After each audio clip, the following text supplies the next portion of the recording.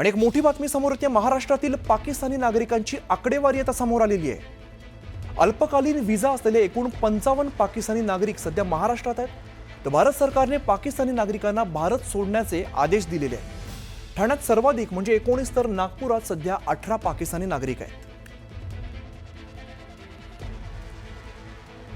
तर आपण बघतोय महाराष्ट्रात पाकिस्तानी नागरिकांची नेमकी संख्या किती, आकडेवारी किती आहे, याचा समोर आलेली आहे। अल्पकालीन व्हिसा असलेले एकूण 55 पाकिस्तानी नागरिक सध्या महाराष्ट्रात आहेत। तर भारत सरकारने पाकिस्तानी नागरिकांना भारत सोडण्याचे आदेश दिलेले आहेत।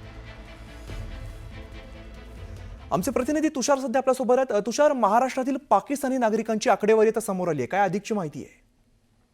आपण जर पाहिलं असेल तर पाकिस्तानी नागरिकांची महाराष्ट्रातली जी आकडेवारी समोर आलेली आहे त्यामध्ये सर्वाधिक पाकिस्तानी नागरिक हे आपल्याला ठाणे जिल्ह्यामध्ये आढळून आल्याचं पाहायला मिळतंय। त्या खालोखाल नागपूर आणि जळगाव या शहरांचा क्रमांक आहे। या नागरिकांना महाराष्ट्रामधून लवकरात लवकर पाकिस्तानामध्ये जाण्याच्या सूचना देखील मुख्यमंत्री देवेंद्र फडणवीस यांनी दिलेल्या आहेत। महाराष्ट्रामधल्या प्रत्येक जिल्ह्यामध्ये आता या ठिकाणी सर्च ऑपरेशन सुरू आहे। त्याचप्रमाणे स्थानिक पोलीस स्टेशनला देखील त्या प्रकारच्या सूचना प्राप्त झालेल्या आहेत।